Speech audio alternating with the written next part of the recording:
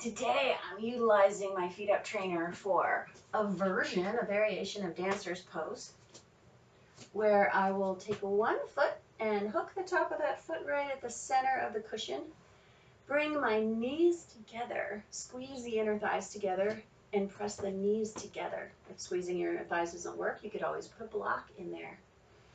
The block will eventually fall out when we start moving, but you could do that to start, just to create awareness.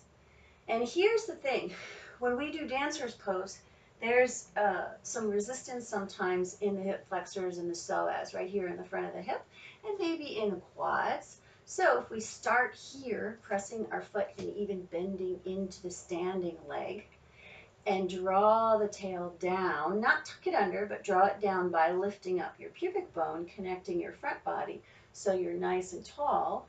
You might bring your hands to heart center. And this is where you can practice your dancer's pose with your knees even, opening up the hip creases with your knees into the center and drawing in and up through your belly. So every time you do this little pelvic tilt, it's not a back bend. You're staying neutral through your rib cage while you're tilting your pelvis in and up using your belly strength to go there.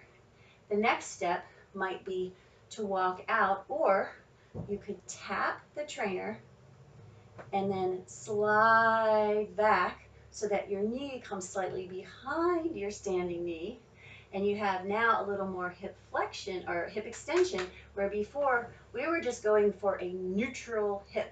Here's flexion, here's neutral, and here's extension. Now when this thigh moves back, what happens? It takes the pelvis with it.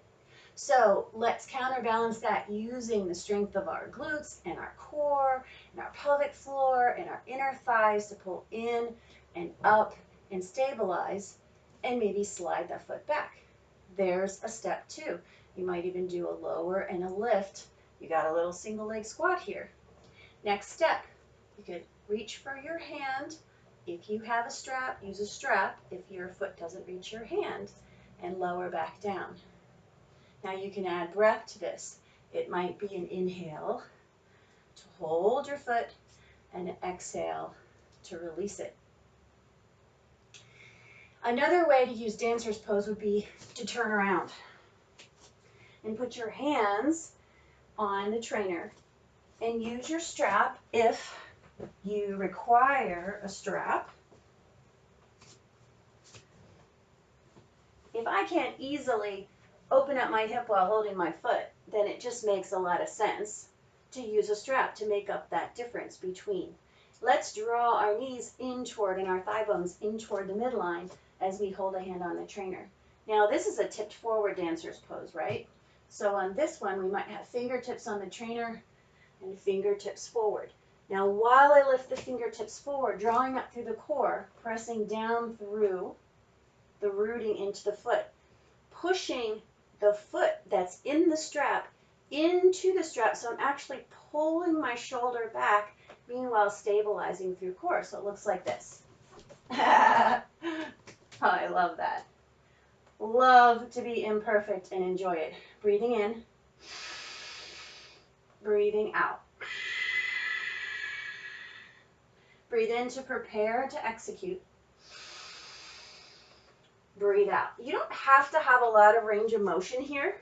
You could have a little bit of range of motion and work with it a little bit at a time.